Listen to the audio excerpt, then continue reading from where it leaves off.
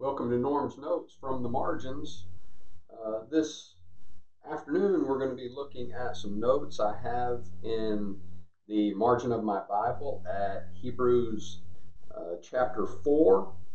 And this is actually a sermon or part of a sermon, um, but it's particularly useful if you want to use this in a study with Sabbatarians, for example.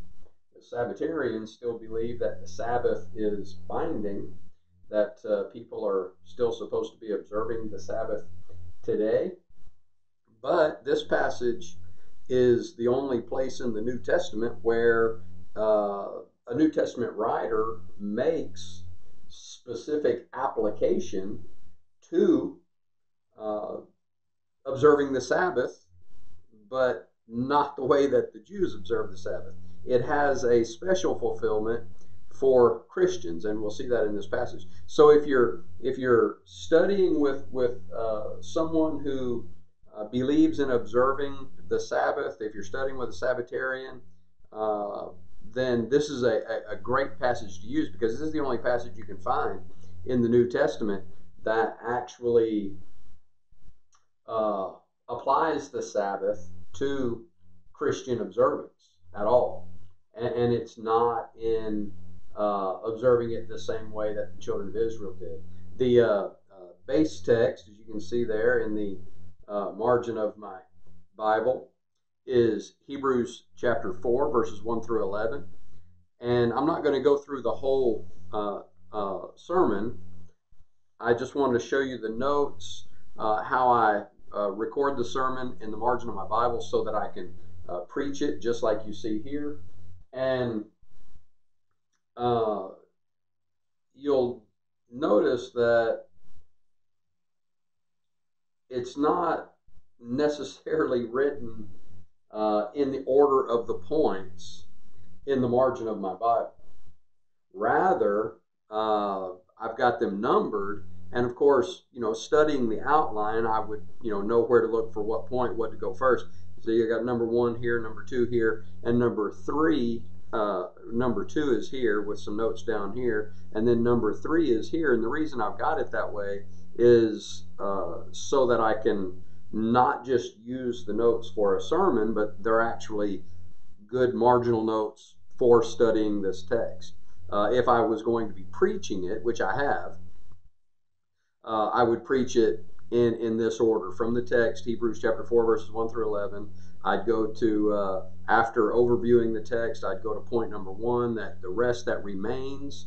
You see the title here written in blue, the rest that remains in this passage. It's not Canaan's rest, and he refers to Canaan's rest here, and he says, for if Joshua had given them rest. So the rest that remains is being contrasted to the rest of Canaan. Canaan is referred to as rest, and I've got the parallel passages here that refer to Canaan as a rest for the children of Israel, but that rest, the point here, that rest was fulfilled. Joshua 21, 43 to 45 shows the fulfillment of the land rest. Now, this is a great point to show if you're studying with premillennialists. We've been doing the survey of premillennialism on Sunday mornings. And if you're studying with premillennialism or somebody who believes in premillennialism, this is a great passage to take them to because premillennialism still believes that the land promise is yet to be fulfilled. They're still looking for the land promise to come at some point in the future. However, here, talking about the rest that remains, this in verse 1, therefore, since a promise remains of entering his rest. Well, that can't be the land promise rest because it says, for if Joshua had given them rest, then he would not afterward have spoken of another day. Okay, so this rest is not the land promise rest. It's being contrasted to the land promise rest. And Joshua's land promise rest, or the promise that was made to Abraham that they would have that land, that they would have Canaan's land, that was fulfilled. And I've got the reference there, Joshua 21:43 to 45, which very clearly states that the land promise was fulfilled. So the Lord gave to Israel all the land of which he had sworn to give to their fathers, and they took possession of it and dwelt in it. The Lord gave them rest all around. So it's referred to as a rest. God gave them rest in the land of promise, and it says that that was fulfilled. Notice going on in verse 44 of Joshua 21, it says, the Lord gave them rest all around according to all that he had sworn to their fathers, and not a man of all their enemies stood against them. The Lord delivered all their enemies into their hand. Not a word failed of any good thing which the Lord had spoken to the house of Israel. All came to pass. All came to pass. So this rest that remains here can't be Canaan's rest. Premillennialists like to say that rest yet remains, that promise yet remains, but it doesn't. Joshua 21:43 to 45 says very clearly that it had been fulfilled. No, the rest that remains here is other. That's the next point there under point number 1, not Canaan's rest. It is other than Canaan's rest. It is other than that rest. And Hebrews chapter 4 and verse 8 says that clearly. I've got the number 1 there for point number 1. If Joshua had given them rest, then he would not afterward have spoken of another day. There remains therefore a rest for the people of God. So it's not Canaan's rest. It's other than Canaan's rest. And the quotation is from Psalm 95, 7 to 8. And then the next point is really where I put the emphasis in this passage, because there are Sabbatarians that believe that Christians are supposed to be worshiping on Saturday instead of Sunday, that they're supposed to still be observing the Old Testament Sabbath, and they will come to this passage to try to show that, because he makes reference to the Sabbath here. But the passage is very clear that the rest that remains is not the Sabbath day rest. It is not that same thing that the children of Israel observed in the Old Testament. So it's not the Sabbath day rest. And I've got that up here, not the Sabbath. And then down here, Sabbath is referred to as rest in Exodus 16:23, Genesis 2:2, God rested on the seventh day after the creation, Exodus 20, 8 through 11, the Sabbath day law there in the Ten Commandments. And the basis of that is that God rested on the seventh day after the creation. And that's what the Hebrews writer makes reference to here in verse 4. For he has spoken in a certain place of the seventh day in this way. And God rested on the seventh day from all his works. So the Hebrews writer makes reference to the Sabbath day there, but it is not being used in reference to the Old Testament Sabbath day law, as we'll see in just a minute. And so it is referred to as a rest, but only a rest for the children of Israel. The Sabbath day law was only given to the children of Israel. And you see that where you have the reiteration not only in Exodus chapter 20, beginning with verse 1, that those commandments were given specifically to the children of Israel, but it's even more explicitly stated in Deuteronomy chapter 5, verses 2 to 22, where Moses gives the Ten Commandments and the law to the second generation of the children of Israel before they went into the land of Canaan. And it says very explicitly that that was for the children of Israel. In Nehemiah chapter 9, verses 13 to 14, it's very explicitly stated that the law of Moses was for the children of Israel, not anybody else. So that Sabbath day law was only for the children of Israel. Well, you come over here to Hebrews, and the Hebrews writer is making the point that the gospel is the fulfillment of the old law, that the old law is done away with, and this rest that remains, it can't be part of the old law, because he goes on to say, after such a long time, It has been said, today, if you will hear his voice, do not harden your hearts. And so, long after Moses gave the Sabbath day law, it was spoken about as a rest that remained. And so it's not the Sabbath day rest. Now there's a point being made here from the seventh day rest, that God rested on the seventh day, but it's not the point to keep the Sabbath day, according to the old law of Moses. So the old law was done away. Colossians chapter 2 and verse 14, which that context specifically mentions Sabbaths as being done away with. Hebrews chapter 8 and verse 13, the Hebrews writer says that the old law was done away. And so this is not a reference to keeping the Sabbath day law.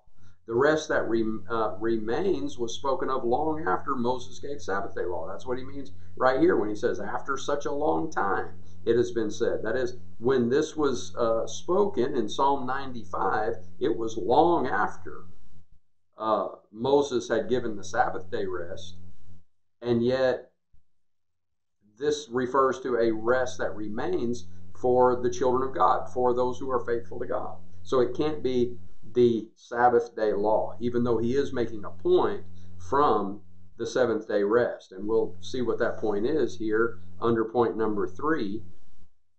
It is God's rest. So the rest that remains that the Hebrews writer is referring to in this passage is God's rest. And you see that I've used my green marker to point that out here in Hebrews chapter 3 and verse 11. So I swore in my wrath, they shall not enter my rest. It's referred to as my rest. God referring to it as his rest.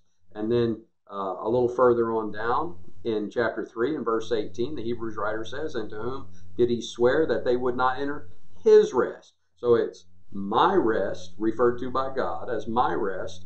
The Hebrews writer refers to it as his rest, that is, God's rest.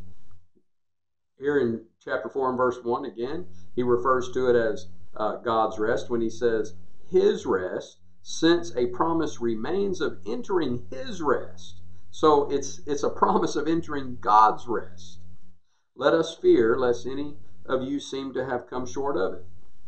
Drop down a little further to verse 3, and again you have that quotation where it's referred to as my rest, spoken by God there in the Psalms. The psalmist recording God speaking, he refers to it as my rest. It's God's rest. Again, in verse 5, you have that same quotation, my rest. And so all through this passage, beginning back in chapter 3, it's referred to as God's rest. It's God's rest. And so it's the rest when work is done, right? In verse 4, that's his reference to the seventh day. For he has spoken in a certain place of the seventh day in this way. And God rested on the seventh day from all his works. And again, in this place, they shall not enter my rest. So notice he says, God rested the seventh day, and then the Hebrews writer refers to that quotation where he says, they shall not enter my rest. So he's referring to the rest that comes when work is done. Why did the children of Israel not enter his rest? Because they didn't fulfill their work. They didn't finish their work. They were unfaithful to the covenant that God had with them. They didn't keep the covenant. They didn't keep working the work of God, as it were, and so they fell. There was a whole generation that fell in the wilderness, as the Hebrews writer refers to in this same context. There was the children of Israel went into captivity, and the city of Jerusalem was destroyed. Why?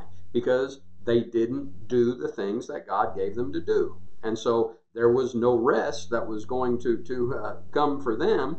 They weren't going to enjoy God's rest because they didn't finish their work the way that God finished his work. See, God worked a period of 6 days.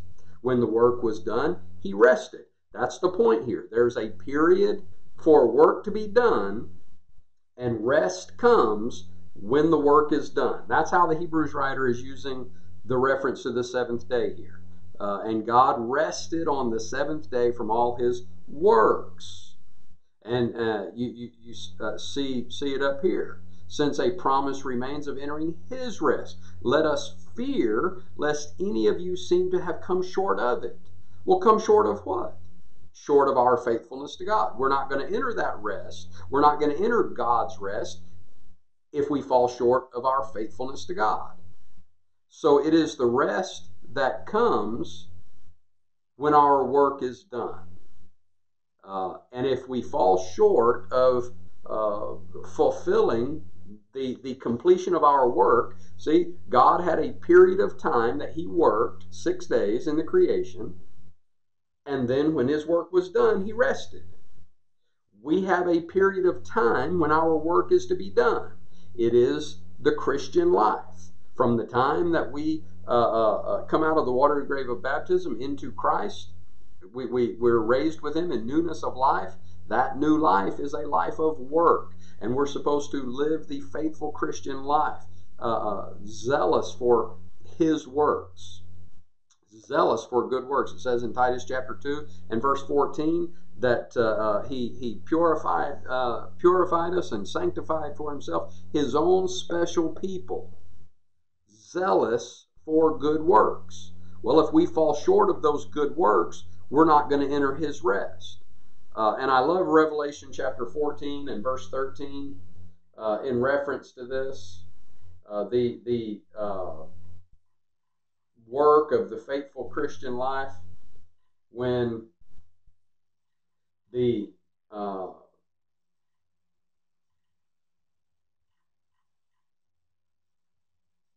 Apostle John says in Revelation chapter 14 and verse 13, then I heard a voice from heaven saying to me, write, blessed are the dead. Now notice it, and I've got that noted right here, Revelation 14:13. Blessed are the dead who die in the Lord from now on. Notice what he says.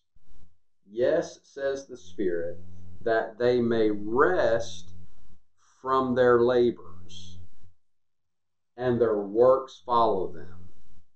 That's the rest that remains.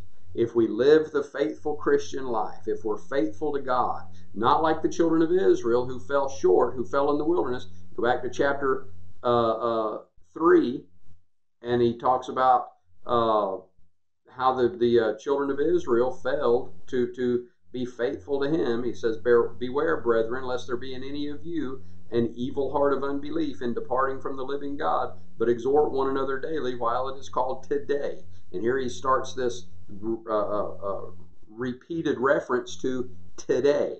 So we have to be faithful today. We have to continue the good works of the gospel today, as long as it is called today. You know what? When I wake up tomorrow, it's going to be today. And I wake up the day after that, it's going to be today. As long as I wake up in this life, it's going to be today. And I have to keep the faithful works of the gospel, the faithful Christian lifestyle every day until, like John said in Revelation 14:13, I can have rest from my labors and my works will follow me. That's the rest that remains.